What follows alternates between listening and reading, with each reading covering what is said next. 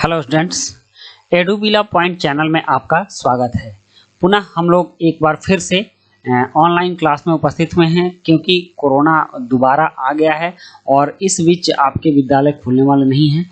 तो सरकार की गाइडलाइंस की तरफ से ये क्लासें ऑनलाइन ही चलेंगी और ये सारी क्लासें आपको हमारे चैनल पर अवेलेबल होंगे। तो चलिए शुरू करते हैं। क्लास 9 के लिए सामाजिक विज्ञान इतिहास अध्याय 1 फ्रांसीसी क्रांति, और इस वर्कशीट में ये वर्कशीट 1 है सामाजिक विज्ञान की, जिसमें हम लोग 18वीं सदी के उत्तरार्ध में फ्रांस को जानेंगे। मतलब 1750 के बाद फ्रांस की क्या स्थिति रही, इस स्थिति से हम लोग वाकिफ होंगे। तो सबसे पहले आप जान लीजिए कि फ्रांसीसी समाज के बारे में बात करते हैं। तो फ्रांसीसी समाज उस समय 3 भागों में बटा हुआ था। जैसे पहला भाग प्रथम स्टेट, दूसरा भाग द्वितीय स्टेट और तीसरा भाग तृतीय स्टेट कहलाता था।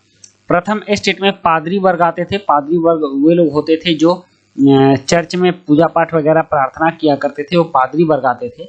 और द्वितीय स्टेट में कुलीन वर्ग आते थे। कुलीन वर्ग मतलब कि जो धनी थे, वहाँ एक खास कुल से संबंधित थे, खास वर्ग के थे, वो कुलीन वर्ग आते थे। और तृतीय स्टेट में भी 3 कैटेगरी थी, इसको आप ढंग से देख लीजिए। तृतीय स्टेट की जो कैटेगरी थी उसमें सबसे पहली कैटेगरी में बड़े व्यवसायी और अदालती कर्मचारी आते थे, वकील आते थे। और द्वितीय कैटेगरी जो थी इसमें किसान और कारीगर आते थे। और तीसरी और सबसे निचली कैटेगरी में छोटे किसान, भूमिहीन मजदूर और नौकर आते थे। तो वहाँ का समाज 3 भाग में बटा हुआ था। जैसे हमारे यहाँ का समाज अभी जनरल और पिछड़ी में बटा हुआ है। जैसे कि आप SC ST भी आप देख सकते हैं, और कुछ जनरल है, मतलब कि अपर कास्ट और लोअर कास्ट में हमारा समाज अभी बटा हुआ है। हालांकि बहुत ज़्यादा उस समय जितनी भिन्नताएं थी उतनी भिन्नता हमारे समाज में नहीं है, लेकिन कुछ इसी तरह का वहाँ भी बदलाव था। कुछ इससे ज़्यादा घनिष्ठ बंटवारा था समाज का, और उसका काफ़ी गलत प्रभाव समाज पर पड़ रहा था। और दूसरा यहाँ है कि 18वीं सदी के उत्तरार्ध में फ्रांस की सामाजिक और आर्थिक स्थिति क्या थी, किन बातों पर निर्भर करती थी, इन बातों को हम जानेंगे। तो सबसे पहले देखिए कि वहाँ बूर्बो राजाओं का वंश का शासन चलता था और वे लोग आलीशान जीवन जीते थे। और उनके आलीशान जीवन के कारण सारा राजकोष खाली हो गया था और राजकोष में पैसा नहीं था। देश का खर्च चलाने के लिए भी राजकोष में पैसा नहीं था। लगातार युद्धों के कारण फ्रांस पर लगभग 10-12 अरब लिवरे का कर्ज हो गया था। लिवरे वहाँ की मुद्रा थी उस समय, और उसका कर्ज हो गया था। और पूरी आबादी का 90% किसान थे। मतलब कि 100 में से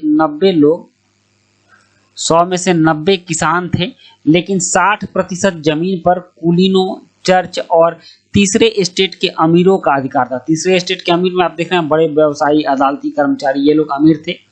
और मात्र 40% भूमि ही इन 90% लोगों के हाथों में थी। तो इस तरह से बंटवारा, जमीन का जो बंटवारा था, काफ़ी असामान्य तरीके से था। इसकी वजह से भी जनता काफ़ी आक्रोशित थी, असंतुष्ट थी।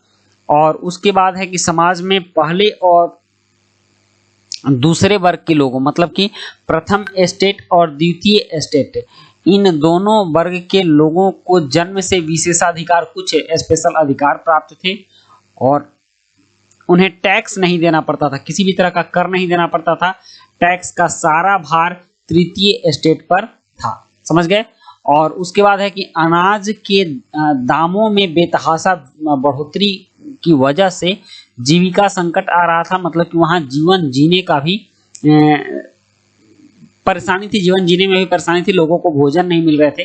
तो ये सारे कारण थे वहाँ की आर्थिक स्थिति में परिवर्तन लाने के, और आर्थिक स्थिति काफ़ी खराब थी। समाज का बंटवारा का स्थिति भी काफ़ी खराब था। तो इस तरह से वहाँ फ्रांसीसी समाज जो था वह बटा हुआ था, और एक तरह से जनता में असंतोष की भावना उठ रही थी, जो कि एक विस्फोट के रूप में वो फैलती है और फिर राजा का शासन वहाँ चेंज होता है। तो ये कहानी हम आगे के वर्कशीट में आपको बताएंगे, और इससे संबंधित कुछ प्रश्न भी हैं, जैसे कि आप यहाँ देख लीजिए। सबसे पहला प्रश्न है कि 18वीं सदी के उत्तरार्ध में फ्रांसीसी समाज कितने भागों में विभाजित था। और दूसरा प्रश्न है कि पादरी वर्ग समाज के किस एस्टेट में आते थे। तीसरा है कि किन वर्ग या स्टेट के लोगों को जन्म से विशेषाधिकार मिले थे। तो आपने जब वर्कशीट पढ़ी होगी तो आप ये सारा कुछ जानते भी होंगे। और फ्रांस का राजकोष खाली क्यों हो गया था, यह स्पष्ट हमने चर्चा किया वर्कशीट में। और फ्रांसीसी क्रांति के समय की जिस प्रकार की कर व्यवस्था थी, क्या आज भी वैसी ही स्थिति है, अपने उदाहरणों के द्वारा स्पष्ट करें। और अंत में कोरोना से के संदर्भ में उचित व्यवहार संबंधी संदेश है कि नियमित रूप से अपने हाथों को साबुन और पानी से धोएं और कोरोना से बचाव रखें। तो चलिए आज के प्रश्नों को करते हैं। सबसे पहला प्रश्न कि 18वीं सदी के उत्तरार्ध में फ्रांसीसी समाज कितने भागों में विभाजित था। तो इसका उत्तर है कि 18वीं शताब्दी के उत्तरार्ध में फ्रांसीसी समाज 3 भागों में विभाजित था। और दूसरा प्रश्न है कि पादरी वर्ग समाज के किस एस्टेट में आते थे। तो इसका उत्तर है कि पादरी वर्ग समाज के प्रथम एस्टेट में आते थे। प्रश्न 3 है कि किन वर्ग या एस्टेट के लोगों को जन्म से विशेषाधिकार मिले थे। तो इसका उत्तर है पहले और दूसरे वर्ग के लोगों को जन्म से विशेषाधिकार मिले थे। और चौथा प्रश्न है कि फ्रांस का राजकोष खाली क्यों हो गया था। तो इसका उत्तर है ब्रूबो राजाओं के आलीशान जीवन के कारण फ्रांस का राजकोष खाली हो गया था। कहीं भी जब संपत्ति ज्यादा उड़ाई जाती है और आमदनी कम होता है तो पैसे की कमी होती ही है, और वहां फ्रांस में भी ऐसा ही हुआ था।